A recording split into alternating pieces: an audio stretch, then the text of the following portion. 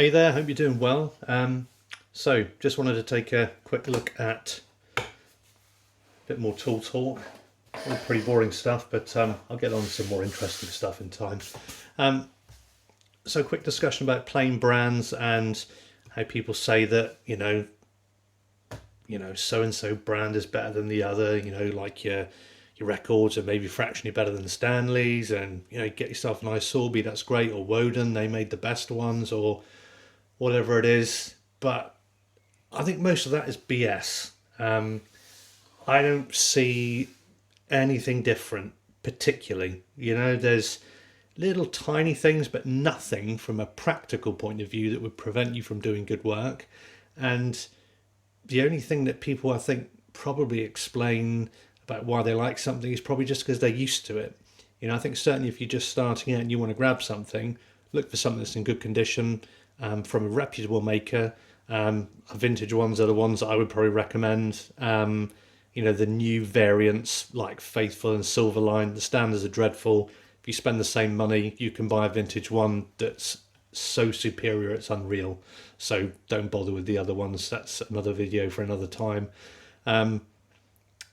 But yeah, there's virtually no difference. But you will hear people sometimes say, "Oh, I like this one. It does something so much better." But it's like it really doesn't. It really doesn't.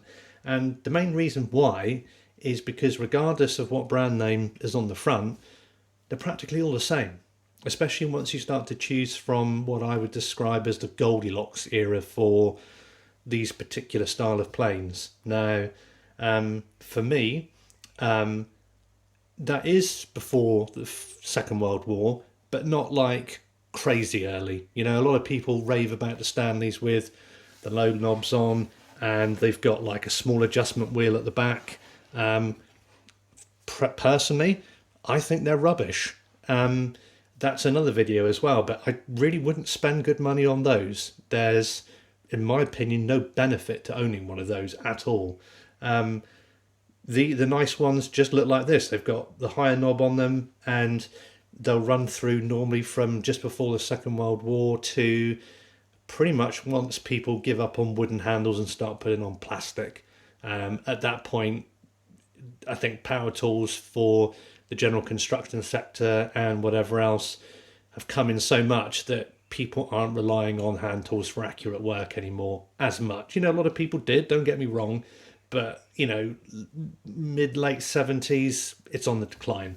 So just to prove a point, here's a MARPLES plane, and it varies from this Stanley. There are differences on it, differences on the slight distance on the casting, but broadly it's copied from what we British decided to copy from the Americans when we put on import tariffs, because we're fair like that. Not. And these things, why these things are so successful is because they are so simple. I mean, you create this engineered product where you can just separate it into parts which are all cast individually and then just assembled in a production line environment. There is still loads of craft and skill involved in that. I get so bored when I hear people talk about, if you work in a factory, that's, there's no skill in that, and everything's got to be hand whittled and done if it's going to be right. It's like, well, yeah, good luck with that. But just to prove a point, hit this one again. This one, Stanley, has a relatively modern frog on it. A lot of people will say this particular frog style is rubbish. Go for these older style ones which have more contact patch. Again, anyone who's talking about contact patches and frogs, I have no idea what planet they're on. First of all, the only bits that your plane iron will contact are at the top and down the bottom. Reason for that, and there's a cap iron that is secured to your cutting iron, and that naturally deflects this. So exaggerated, it's like a banana sitting over that, or like a humpback bridge. Yeah, when you apply some pressure with that lever cap, it compresses that gap. But if you hold it up to any of your planes, if you've bought a really nice new one from whoever, you'll still be able to see light passing through if they're using this pattern, and that's a good thing because the pressure is there, and the pressure is there. why you'd want to try and make something so perfect that it all just rested perfectly flat, it would cause more problems. You want pressure down there at the heel of the bevel, and you want pressure there at the top.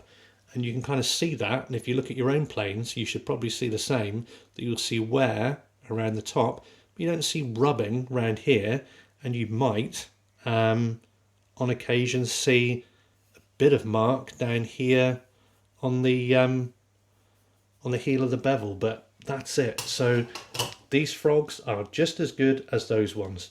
Don't think that you need to go for this style. And what's more ridiculous is you can just switch out frogs from anything that's copied from Stanley and screw it in. I mean, if you've dropped a plane and broken it, and you can find another plane that has some broken bits on, you can literally just screw them right in, you know. I'm not forcing these screws that use exactly the same threads as this rare Marples, rare relatively speaking, you know, it all just drops in.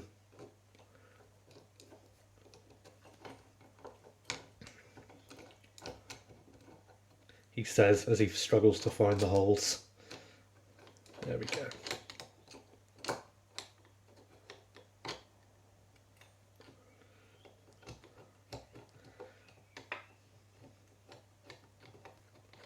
I'm not forcing anything, I'm just using light finger pressure on the screwdriver there because I'm going to swap them back anyway. Don't get me wrong, I don't think anybody should be doing what I'm doing here and just putting new frogs on old planes. It's stupid, but it's just to try and make a little bit of a point that lots of these preferences that we can all have and we can assume that are right and correct really don't make too much difference at all. You know, they really don't.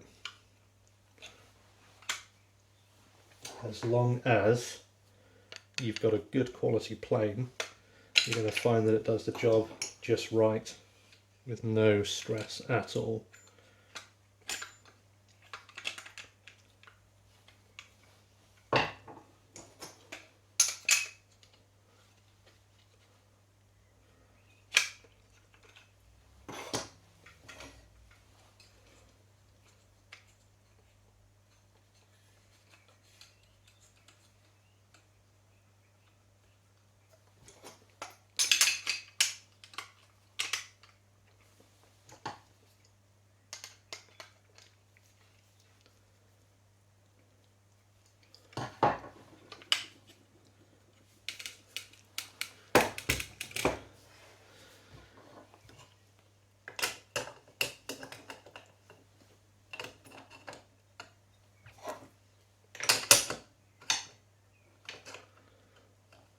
So now you've got a pair of Franken planes, but the frogs all went on. They still sit on, they can be adjusted. Still lined up with a frog adjustment screw there on the Marples, so I can move it backwards and forwards. So, you know, if I was on a tight budget and, you know, I saw that I had a couple of broken tools at a car boot sale or something, you think to yourself, well, actually, I could probably put them together and make one decent plane out of it. And when I come to hold it, you know, everything's same location. And let's be honest, when you think how ridiculous bevel up planes are, that when you're using them, you can't even just adjust them as you go. You've got to stop, come down, turn a little bit, tap it with a hammer. It's like, my God, I really don't have time for that. But yeah, don't get hung up on your brands too much. Just look for something that's nice quality, not too expensive, should be just fine. And I think if you're looking for the ultimate starter, just a bog standard number 4. And I do like this one because it is the ultimate cheapy style. People say, ugh, that's a frog design that's not very good. Where's the big contact area? Doesn't need one, thanks. It really doesn't. Absolute keeper, that one. That one's never going anywhere. And again, I think I picked that one up in an antique shop actually. Like maybe £35. Again, you give up buying the new ones. They're twice as expensive and 3 or 4 times worse in quality.